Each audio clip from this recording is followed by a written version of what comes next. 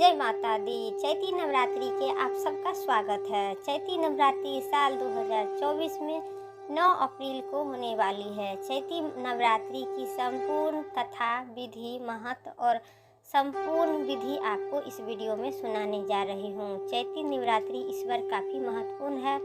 हिंदू पंचांग के अनुसार 9 अप्रैल मंगलवार के दिन चैती नवरात्रि की शुरुआती है। हिंदू धर्म में किसी भी धार्मिक के अनुष्ठान से पहले कलश स्थापन की जाती है।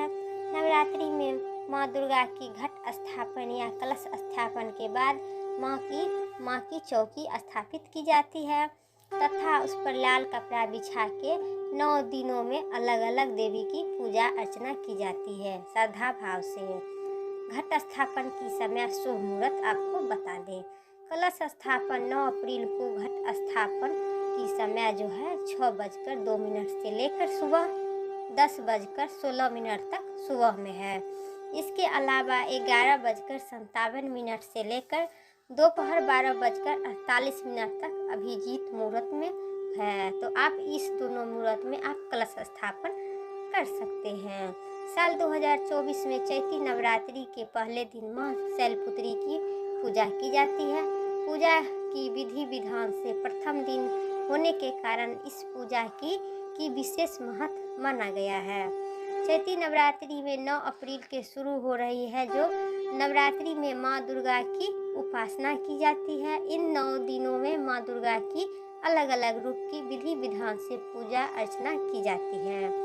साल 2024 में चैती नवरात्रि पर माँ दुर्गा किस पर सवार होके आते हैं? माँ दुर्गा घोड़े पर सवार होके आए हैं, जो ऐसा माना जाता है 9 दिनों में माता रानी आप सबका भक्तों के साथ रहकर उनकी सारी परेशानी दूर होगी। इससे कि आपकी घोड़ा पर भी सवार होके आए हैं तो शुभ माना नहीं गया है, क्योंकि घोड़ा पर सवार होके माता रानी आए हैं, इससे शुभ नहीं माना गया है, अच्छा भी नहीं है। तो नवरात्रि के पहले दिन माँ शैलपुत्री की 9 रूपों की पूजा की जाती है।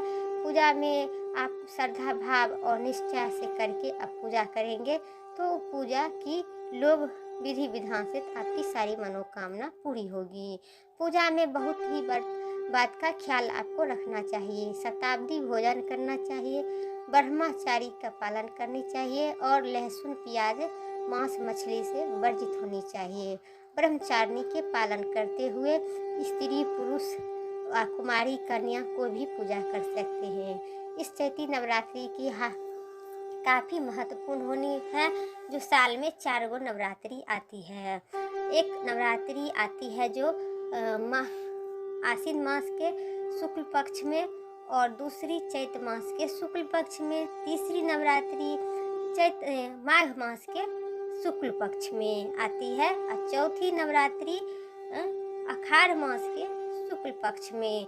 जैसे कि 2 नवरात्रि लोग जानता है और 2 नवरात्रि गुप्त नवरात्रि है, जो कोई नहीं उतना जानता है। तो आइए माँ शैलपुत्री की प्रथम अध्याय कथा आप लोग को श्रवण करवाते हैं। इससे पहले कि चैनल पर नए हैं तो सब्सक्राइब करके बेल आइकन प्रेस करें, क्योंकि माँ दुर्गा की 9 दिन की कथा इस वीडियो में आप लोग के सुनाने जा रही हूँ। तो आप लोग सुबह 6 बजे से हम अपना कथा का शुरुआत करेंगे। आप लोग 9 दिन की कथा पूजा विधि संपूर्ण इस वीडियो में इस चैनल पर आपको सुनने की मिलेगी। तो इस चैनल को सब्सक्राइब करके बेल आइकन प्रेस करें, इससे मेरी वीडियो की नोटिफिकेशन आप तक पहुँचती रहेगी। शैलपुत्री की जय। माता शैलपुत्री की आप सबका कृपा बनी रहेगी, माता रानी की। तो आइए माता शैलपुत्री की कथा का श्रवण करवाते हैं। माता शैलपुत्री की कथा विस्तार पूर्वक सुनाते हैं। माँ दुर्गा की सर्वप्रथम माँ शैलपुत्री के रूप में पूजा की जाती है और हिमालय के वह पुत्री के रूप से में जन्म के कारण उनका नामकरण हुआ था माँ शैलपुत्री।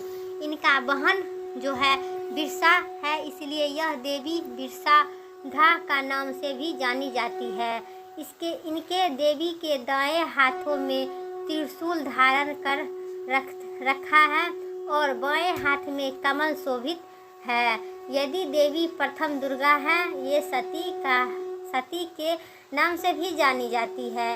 उनकी एक मानसिक कहानी है, जो एक बार जब राजा प्रजापति ने यज्ञ किए थे तब इन्होंने सारे देवी देवताओं को निमंत्रण दिए किया करते थे, लेकिन भगवान शंकर को नहीं, क्योंकि क्योंकि सती का यश यज्ञ ने जाने की बहुत ही व्याकुल उत्सुकता थे। लेकिन शंकर जी ने कहा कि सारे देवी देवताओं को राजा प्रजापति निमंत्रण किया गए हैं, उन्होंने नहीं, ऐसा में वहाँ जाना उचित नहीं है।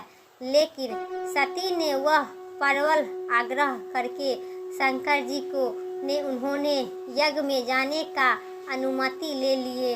लेकिन सती ने जब घर पहुंची तो सिर्फ माँ ने उन्होंने स्नेह दिए और बहन लोग की बात व्याभिक और उपहास किए। बहन लोग भगवान शंकर के पति भी तिरस्कार किया गया भाव से। दक्ष ने भी उनके पति की अनुपास जनक कवच वचन और इनके लिए सती की कलेश पहुंची। इससे सती की बहुत ही कठोरता और कलेश पहुंची। वे अपने पति का अपमान न सह सकी और योग निंदा द्वारा अपने जलने का भस्म कर लिए। इसी दारुक दुखी में व्यतीत होकर शंकर भगवान ने उस यज्ञ का विध्वंस कर दिए। यदि सती अगले जन्म में शैल राजा हिमालय की पुत्री के रूप में जन्मी और शैलपुत्री कहलाई तो पार्वती और हेमवती शंकर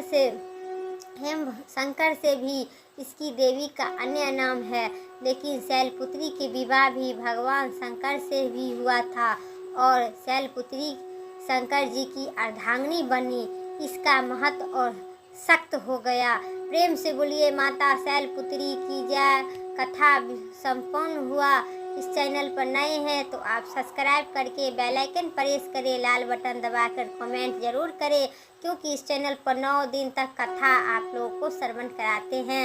जहां से भी देखते हैं सुनते हैं मेरा कथा, आप सब वहां तक माता रानी